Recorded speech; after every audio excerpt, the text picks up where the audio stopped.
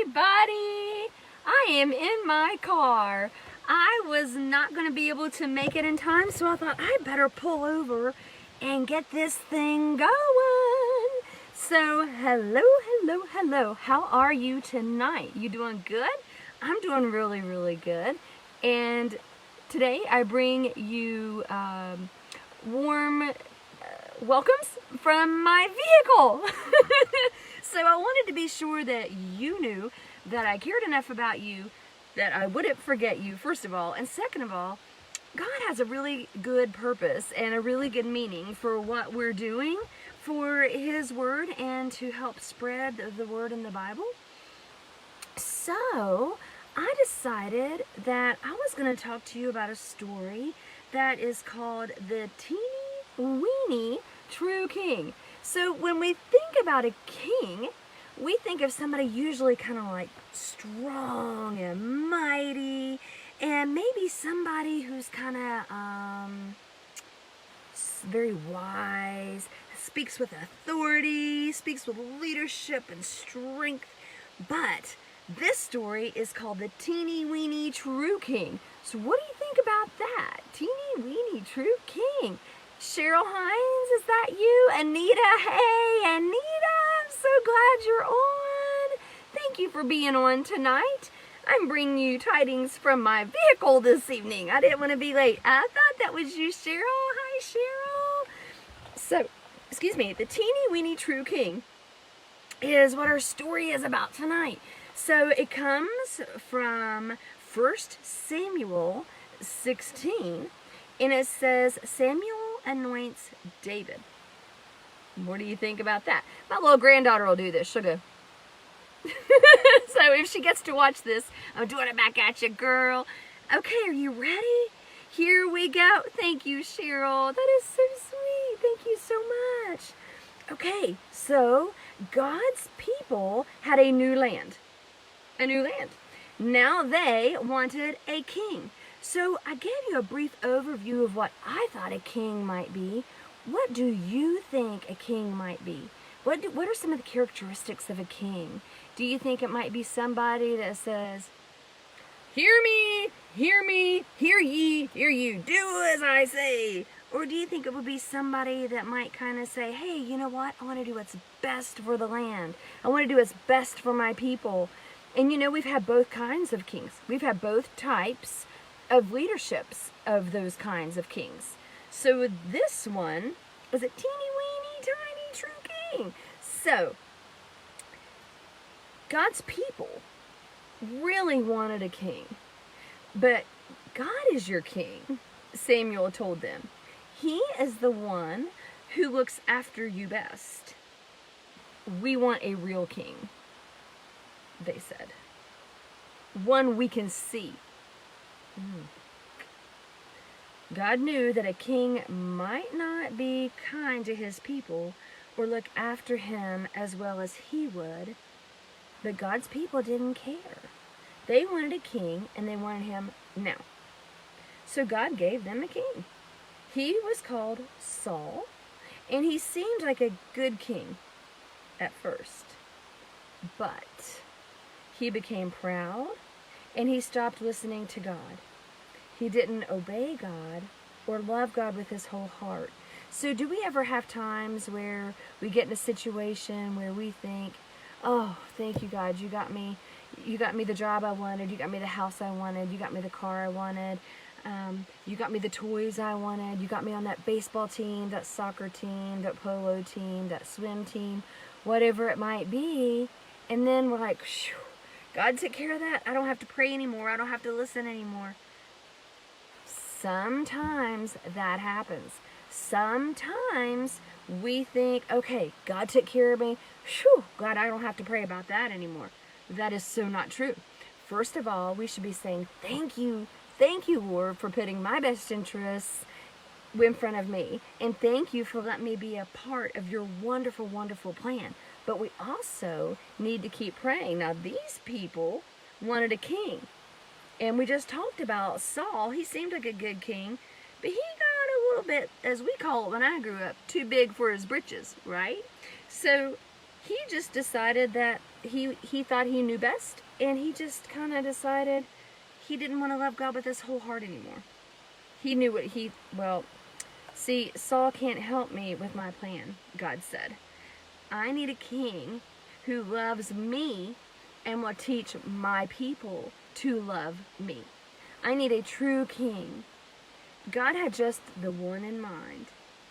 Go to Bethlehem, God told Samuel. You'll find the new king there. Samuel's job was to listen to God and tell people what God said. Now let me say that one more time. Samuel's job was to listen to God and tell people what God said. You think that'd be an easy job or a hard job? What kind of job do you think that would be? It seems pretty easy. All we have to do is to listen to God and tell people what he said. Be careful. That's not always as easy as it sounds, is it? Here's the pictures.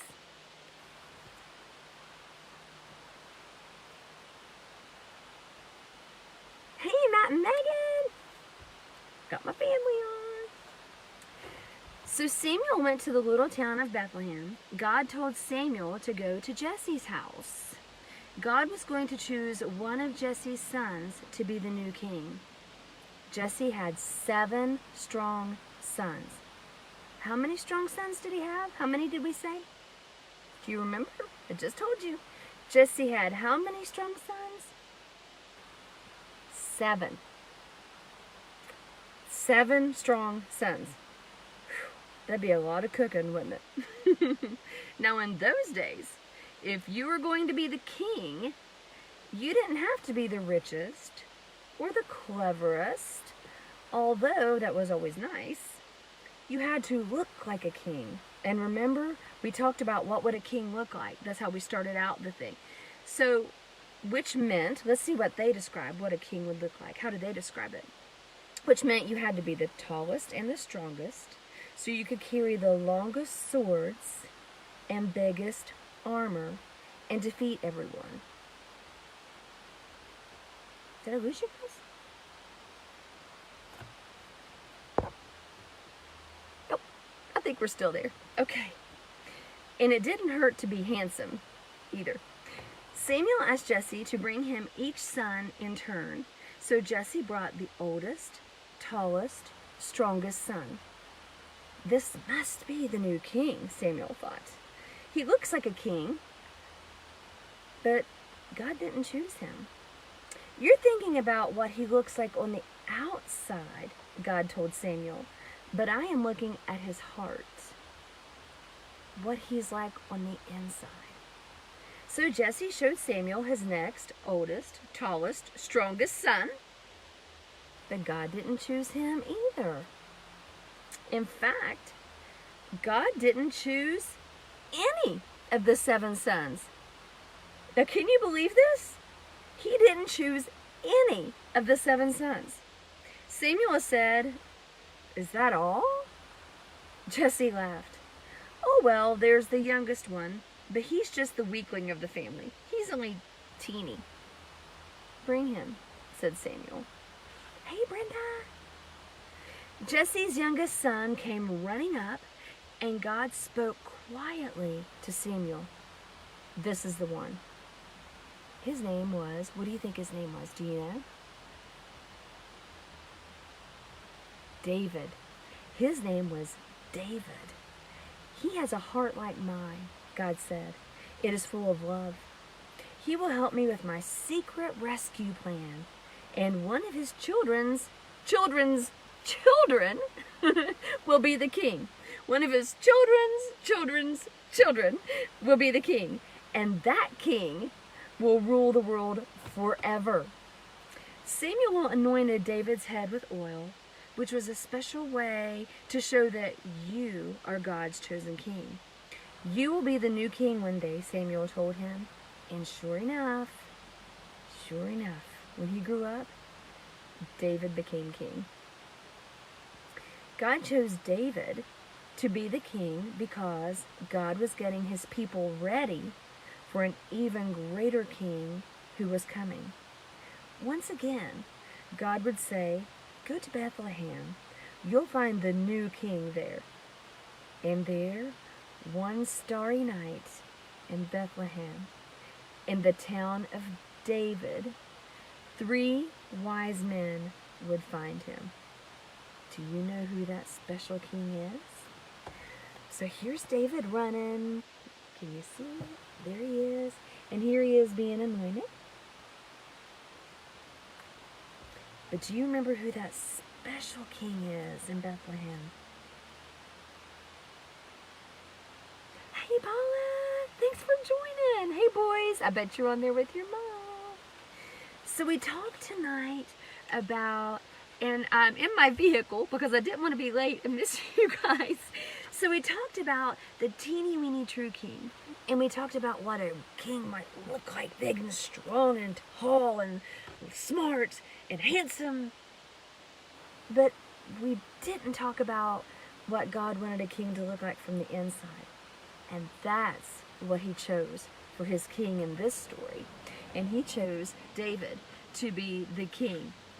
And we also found out that David's children's children will be the king, and that king would rule the world forever. Thank you so very much for joining in tonight. It is always a pleasure to see you guys, your messages go across, your comments, to say hi. I love it. I miss you guys when I'm not able to read to you. I want you to do me a favor. I want you to go out this evening, and if it's done raining where you are, if it's getting ready to rain where you are, or if it's in the midst of raining wherever you are, I want you to look up really quickly out your window and look up at the sky and say, thank you, Lord, for the rain. Thank you, Lord, for the sun. And thank you for the King that you sent to save us. So just think about all the things you can be grateful for and we can be thankful for. And when you start counting your praises and you start counting the things that God's done for you, things that aren't so awesome get a little bit smaller and smaller in size. God is in control. He wants us to rely on Him. And I encourage each and every one of you tonight to go out and be bold with your faith and not to forget to thank God for everything He's done for us. Be prayerful, be loving, be kind, and be bold. So you can find us on Facebook, Instagram, Twitter, and Pinterest. And if you have an email question, or maybe you've got a story you'd like for us to read, or maybe you have a question about the story tonight, like who is King David? Who's his children's children's children? Who is this guy? What are they talking about? Send us an email. It's info, INFO, at theboldmovement.com. Thank you so much for taking a little bit of your time out of your evening to spend it with me. I'm thrilled, I'm touched, I'm honored, I'm humbled, I'm blessed, and I'm happy that you chose to be with me. It means the world to us. Thank you on behalf of the Bold Movement. This is Jill Walters saying, go out, be bold, be thankful, and be safe. Have a great evening, guys. Bye.